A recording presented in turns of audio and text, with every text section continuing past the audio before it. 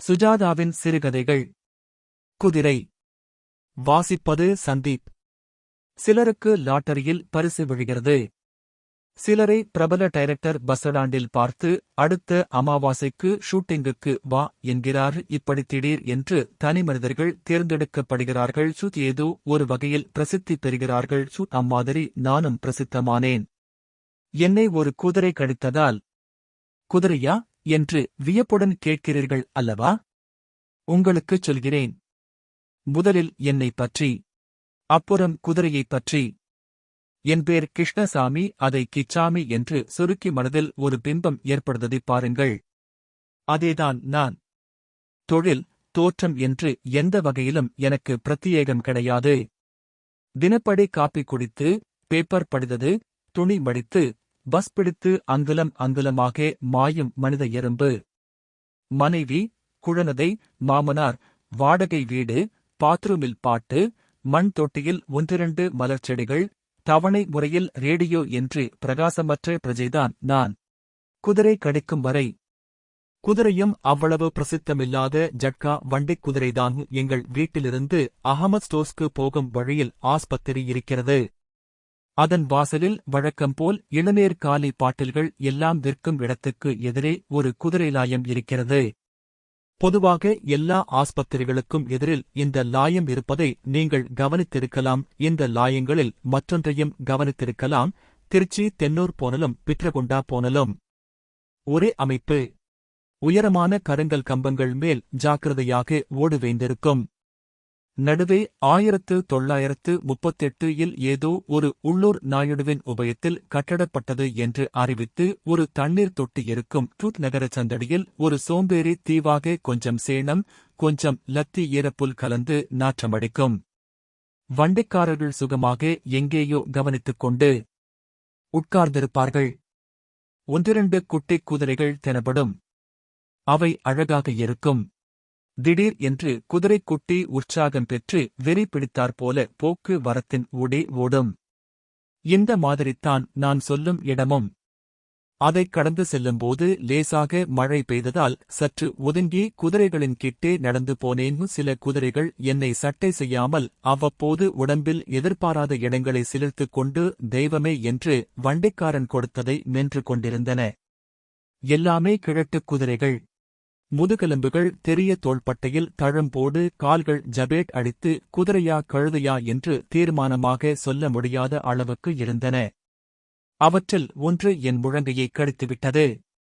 நான் நடந்து கெசாண்டே இருக்கும்போது முழங்கை பகுதியில் சுரீர் என்கிறதே என்று பார்த்தால் குதிரை கடித்து முடித்துவிட்டு என்னை பார்த்தது. தொள தொள என்று உதடுகளுடன் சிரித்தது. நான் என்று முழங்கையை பார்த்தது கொண்டு குதிரைக்காரனை தேடினால் காணவில்லை. ஒரே ஒரு பையன் எங்கோ பார்த்தது கொண்டு நின்றான்.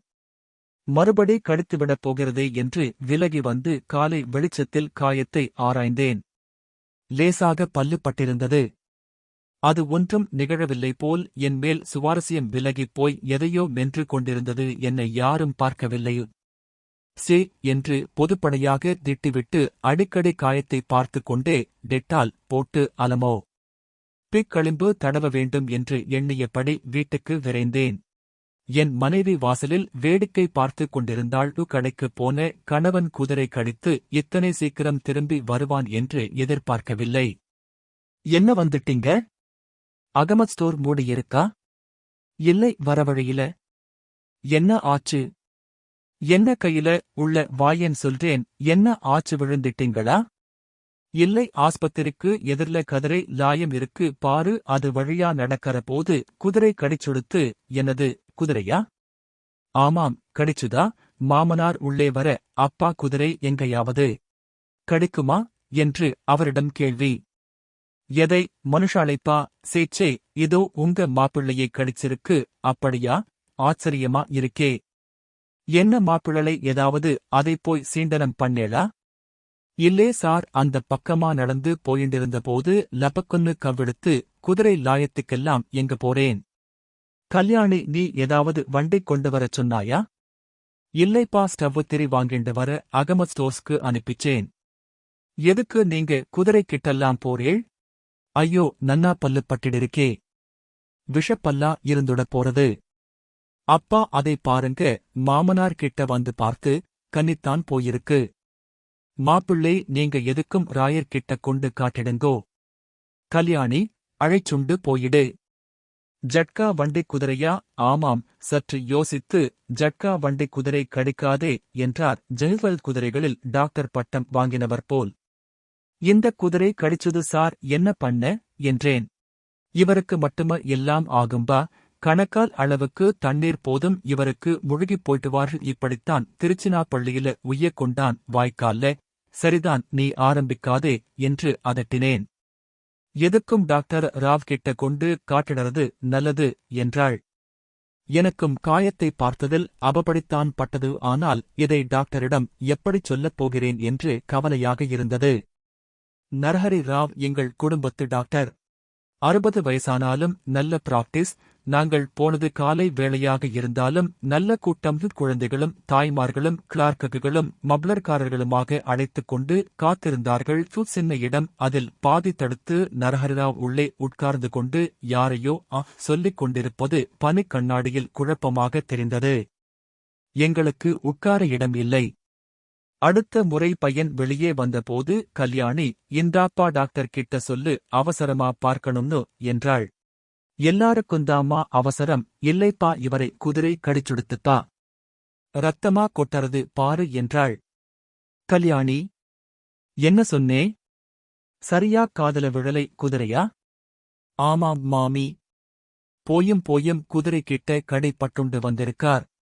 என்னத்தைச் சொல்லி மாள? குதிரை வளர்க்கறீங்களா? அதுங்கிட்ட எதுக்குப் போனார்? எல்லோரும் என்னையே பார்த்தார்கள். உள்ளே வாங்க கிச்சாமி என்றார் டாக்டர். என்ன குதிரை கிட்டெல்லாம் போய் விளையாடிண்டு இந்த வயசுல? டாக்டர், அது வந்து ஆஸ்பத்திரிக்கு எதிர்த்தாப்பல நடந்து போயிண்டிருந்ததேனா? என் கதையை தணிந்த குரலில் சொன்னேன். டாக்டர், அதுக்கு ஏதாவது விஷப்பல்லு இருக்குமா என்றாள். கல்யாணி இடையே, தெரியலைம்மா. இருக்காதுதான். ஆனா கல்யாணி, நானும் இதே மில்காரர்ல 10 வருஷமா பிராக்டிஸ் பண்ணிண்டிருக்கேன். குதிரை கடிச்சு கேஸை இப்பதான் முதல்ல பார்க்கறேன் என்றார். என்ன பண்றது டாக்டர்? ஆக்சிடென்ட்டுக்குன்னே பொறந்தவர் இவர். ஸ்கூட்டர் ஓட்டக் கத்துக்கறேன்னு ஸ்கூட்டரை ஸ்டாண்டில இருந்து எடுக்கறதுக்கு முன்னாடியே ஆக்சிடென்ட் பண்ணிட்டாரு. துப்புன்னு போட்டுண்டு கீழே விழுந்தார். கால்ல பாருங்ககோ தழும்பு. டாக்டர காயத்தை கவனித்தார். வலிக்கிறதா? இருங்க, காட்டரேஸ் பண்ணிடறேன் என்று குட்டியாக இருந்த ஸ்பிரிட் அடுப்பை பற்ற வைத்துவிட்டு அலமாரியிலிருந்து தடிமனான ஒரு புத்தகத்தை பிரித்து அதன் பின் அட்டவணையில் குதிரைக்கடை என்று தேடினார். ஹம் டெக்ஸ்ட் புக்லையே இல்லை. எதுக்கும் கவலைப்படாதங்கோ, சீட்டு எழுதிக் கொடுக்கறேன். நேரா ஆஸ்பத்திரிக்குப் போய் இன்ஜெக்ஷன் ஒரு கோர்ஸ் ஆரம்பிச்சுடுங்கோகோ இப்பவே என்றார். அந்த இன்ஜெக்ஷனை இங்கேயே போட்டுண்டடலாமே டாக்டர். எங்க கிட்ட ஷீரலம் கிடையாது. ஆதுவம் இல்லாம டாக்டர் கோபி எல்லாம் தெரிந்தவர். அவர் பார்த்து தேவைப்பட்டதுன்னா தான் ஊசி போட்டுக்கணும். இப்ப காட்டரேஸ் பண்ணி அனுப்பிச்சுடுறேன் என்று சொல்லிவிட்டு கொஞ்ச நேரம் சிரித்துவிட்டு குதிரை என்று தனக்குள் சொல்லிக்கொண்டு, டாக்டர் கோபிக்கு லெட்டர் கொடுக்கறேன், உடனே போம் என்றார். ஆஸ்பத்திரியை நோக்கி நடக்கும்போது ஒரு மாடு கிழிசல் பனியனை மென்று கொண்டிருந்தது. பார்த்து வாங்கோ, இது வேற கடிச்சு வைக்கப் போறது என்றாள் கல்யாணி. என்ன கல்யாணி சொல்றே? வேணும்னுட்டா கடிச்சுப்பா. வேணுமோ வேணாமோ, நம்மாத்துல மட்டும்தான் இந்த மாதிரியெல்லாம் நடக்கிறது. டாக்டர் சொன்னார் பாருங்கோ, எல்லாம் எனக்கும் கேட்டது. அதபாரு, குதிரை கடிக்காதுதான் என்னை கடிச்சுடுத்து என்ன பண்ணச் சொல்றே? ஏன் கடிச்சேன்னு வேணா விசாரிச்சுண்டு வரட்டுமா? வேண்டாம். மறுபடியும் கடிச்சு வைக்கப் போறது. கடிக்கறதுன்னா அந்த பக்கம் ஏன் போகணும்? குதிரை கடிக்கும்னு யாரு குடி தெரியும் மூதேவி? நடுரோடில் எங்களை வேடிக்கை பார்க்க கூட்டம் கூடிவிடவே நாங்கள் கலைந்து நடந்தோம். ஆஸ்பத்திரியில் டாக்டர் கோபிநாத்தை தேடிக்கொண்டு சென்றேன். நீண்ட பெஞ்சு போட்டு பல பேர் உட்கார்ந்திருந்தார்கள். கல்யாணி இங்கே வந்து குதிரை கடித்துவிட்டது என்று இறைந்து கூறி சலுகை கேட்கப் போகிறாளே என்று பயமாக இருந்தது. ஆகையால் கல்யாணி பேசாமல்தான் உட்கார்ந்தாள். அங்கே உட்கார்ந்திருந்தவர்களை விசாரித்ததில் பெரும்பாலோர் நாய்க்கடைக்காரர்கள் என்று தெரிந்தது. அங்கங்கே 1-2 எலித்தேள் இருந்தன. எல்லாருடைய சீட்டுகளிலும் நாய் நாய் என்றுதான் எழுதியிருந்தது. அங்கே அருந்த சிப்பந்தி அவற்றை அடுக்கி வைக்கும் போது என் சீட்டு வந்தபோது மட்டுமா மயங்கினான். குதிரை. இங்க யாருப்பா கிருஷ்ணசாமி? கிருஷ்ணசாமி நான்தான் என்றேன். உங்க டிக்கெட்டில் தப்பா போட்டிருக்கு குதிரைன்னு. கொஞ்சம் திருத்திக் கொடுக்கறீங்களா? இல்லை சார், என்னை குதிரைதான் கடிச்சிருக்கு. இப்போது அத்தனை பேரும் திக்கித்துப் போய் என்னை பார்க்க, சிப்பந்தி உடனே உள்ளே போய் கோபிநாத்திடம் சொல்ல, கூப்பிடு உள்ளே அவரை முதல்ல என்றார். வாங்க உட்காருங்க, ராயர் போன் பண்ணிச் சொன்னார். நீங்கதானா அது? குதிரை எங்கே கடிச்சது உங்களை என்று விசாரித்தார். ஆஸ்பத்திரிக்கு எதிர்த்தாப்பல ஸ்டாண்டு இல்லை. அங்கே அதை கேட்கலே. உடம்பில எந்த பாகத்தில? நான் என் கைச்சட்டையை வழித்துக் காட்டினேன். காட்டரேஸ் பண்ணாரா என்று அலமாரியிலிருந்து தடியான புத்தகம் ஒன்றை எடுத்தார். அந்த புஸ்தகத்தில் குதிரைக்கோ இடி கிடையாது டாக்டர் என்றாள் கல்யாணி. எப்படிச் சொல்றீங்க? டாக்டர் ராவ் பார்த்துட்டார். மிஸ்டர் கிருஷ்ணசாமி, ஒண்ணு பண்ணலாம். நான் குதிரை கடிச்ச கேஸை இதுவரை ட்ரீட் பண்ணதில்லை. எதுக்கு ரிஸ்க் எடுக்கணும்? ஒரு ஷார்ட் கோர்ஸ் ஆரம்பிச்சுறேன். ஸ்கியூட்டேனியஸா? டாக்டர், உயிருக்கு ஆபத்து எதுவும் இல்லையே? சேச்சே, பயப்படாதீங்க மாவத் மிஸ்டர் கிருஷ்ணசாமி. எதுக்கும் 2-3 நாள் அந்த குதிரையை வாட்ச் பண்ணிக்கிட்டு இருங்கது. செத்து கீத்து வெக்குதான்னு. எந்த குதிரை கடிச்சுது ஞாபகம் இருக்குமோல்லையோ? என்றேன் சந்தேகமாக. 3 நாளைக்கு எதுக்கு பார்க்கணும் என்றாள் கல்யாணி. அதுக்கு வெறிக்கிரி ஏதாவது பிடிச்சிருந்தா செத்துப் போயிட்டோம். அது உயிரோட இருந்தா கவலையில்லை. எதுக்கும் பயப்படாதீங்க. ரிஸ்க் எடுத்துக்காம கோர்ஸை ஆரம்பிச்சுரக்ஷன்.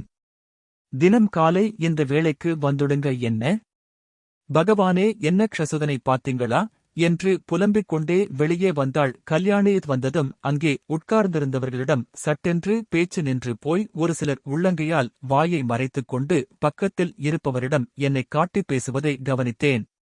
முதுகில் கூட அவர்களது பார்வைப்பட்டது. திடீரென்று திரும்பி குதிரை கடிச்சா என்னையா என்று சத்தமாக கேட்க நினைத்தேன். ஆஸ்பத்திரியை விட்டு வெளியே போகும் போதே குதிரையை ஒரு நடை விசாரித்துவிட வேண்டும் என்று கல்யாணி சொன்னாள். எனக்கு அது தேவையாகப்படவில்லை. இருந்தும் அங்கே போனோம். குதிரையை ஞாபகம் இருக்கோல்லையோ என்றாள். இருக்கும்னு நினைக்கிறேன். நெத்தில டைமண்ட் ஷேப்பில வெள்ளையா ஒரு திட்டு இருந்ததா ஞாபகம். லாயத்துக்குப் போனபோது ஏறக்குறைய காலியாக இருந்தது. சிறுவன் மட்டும் காலை ஆட்டிக்கொண்டு பாட்டு கேட்டுக் கொண்டிருந்தான். ஏம்பா, எல்லா குதிரையும எங்கே? எல்லாம் சவாரி போயிருக்குதுங்க. கொசும் இருங்க வந்துடும். பாடி கொடுத்துட்டாங்களா? பாடியா? இவன் என்ன சொல்றான் என்றாள் கல்யாணி. ஏம்பா, இந்த அடத்தில எத்தனை குதிரை இருக்கு? ஏங்க ஏதாவது எலக்ஷனா? குதிரை சின்னத்தில் நின்னறிங்களா? ஊர்கோலம் போகணுமா? எத்தனை குதிரை வேணும்? ஒரே ஒரு குதிரைதாம்பா. நெத்தில டைமண்ட் மாதிரி இருக்கும் கரீம்பாய் குதிரையை சொல்றீங்க? இதோ இப்ப சவந்துடுங்க. கபர்ஸ்தான் போயிருக்குது. அது உயிரோட இருக்கில்லே. இல்லாம பின்ன? நல்லது என்று புறப்பட்டு வந்துவிட்டோம். தினம் ஆஸ்பத்திரிக்கு வர வழியில ஒரு விசை குதிரையை விசாரிச்சுண்டு வந்துருங்கோ என்றாள் கல்யாணி. மறுதினம் ஆஸ்பத்திரிக்கு போகிற வழியில் என்னை கடித்து குதிரையை மறுபடி சந்தித்தேன். அந்த பையன்தான் கரீம்பாய் கல் பூச்சானா? ஓ ஆத்மி ஆயா என்றான். கரீம்பாய்க்கு காலையிலேயே கண்கள் கலங்கியிருந்தன. என்னை பார்த்தது, என்ன சாமி, நம்ம சுல்தானை பத்தி விசாரிச்சிங்களாமே என்றான். நான் கிட்டப் போய் பார்த்ததில் என்னை கடித்து குதிரை அதுதான் என்று தெரிந்து போய்விட்டது. பாய், இந்தக் குதிரை நல்லாத்தானே இருக்குது? உயிரோடதானே இருக்குது. சேணம் எல்லாம் கழற்றி போட்டு எண்ணெய் தேய்த்துக் கொள்வதற்கு முன்பிருக்கும் நங்கை போல் இருந்தது. ஏன் சாமி, நேத்திக்கு இது என்னை கடிச்சிடுச்சுப்பா. குதிரை உயிரோடதான் இருக்கான்னு தினம் பார்க்கச் சொல்லியிருக்கார் டாக்டர். கடிச்சுதா? அதெல்லாம் செய்ய மாட்டானே நம்ம சுல்தான். கியூன் சுல்தான் சாப்கோ காட்டா. குதிரை பிகிர் என்றது. என்னா குதிரைங்க இது என்று அதன் கழுத்தருகில் சொரிந்து கொண்டே சொன்னான். ரெக்லா ரேஸ்ல எல்லாருமா பிரைஸ் வாங்கியிருக்கு. கியூன் சுல்தான் பிகிர் பவுண்டு ஏதோ செளக்கியமா இருந்தா சரி. அதோ பார், முழங்கையை கடிச்சுடுச்சு. தினப்படி ஊசி போட்டுக்க வேண்டியிருக்கு. குதிரையை கட்டுப்படுத்தி வெச்சுக்க கூடாதாப்பா, ஊசி போட்டு கரியலா என்று சுல்தான் போலவே சிரித்தான். எதுக்கு? குதிரை கடிச்சதுக்கா? இத பாரு என்று தன் கையை காண்பித்தான். எத்தனை தடவை புல் குடடுக்கறப்ப கொடுக்கறப்ப சுல்தான் என்னை கடிச்சிருக்கான் தெரியுமா? ஊசியா போட்டுக்கிட்டேன்? கியூன் சுல்தான், எதற்கும் நான் ரிஸ்க் எடுத்துக் கொள்ளவில்லை. ஆஸ்பத்திரிக்கு போகும்போதெல்லாம் சிப்பந்திகள் குதிரைக்காரர் வந்துட்டாரு என்று பேசிக் கொண்டாலும், எதிர் வார்டிலிருந்து நண்பர்களையெல்லாம் கூட்டி வந்து என்னை காட்டினாலும், வீட்டில் கல்யாணியின் பல உறவினர்கள் பேருக்குப் பேர் குதிரை கடிச்சொடுத்தாமே என்று விசாரித்தாலும் மதிக்காமல் பிடிவாதமாக சிகிச்சைக்குச் சென்றேன். சில நாட்களில் காயம் ஆறிவிட்டது.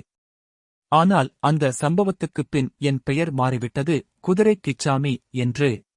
ஊருக்கு ஊர் கிச்சாமி இருக்கிறார்கள், ஆனால் நாட்டில் ஒரே ஒரு குதிரை கிச்சாமி நான்தான் என்பதில் ஒரு அற்ப சந்தோஷம். இந்த வாசிப்பை கேட்டதற்கு நன்றி.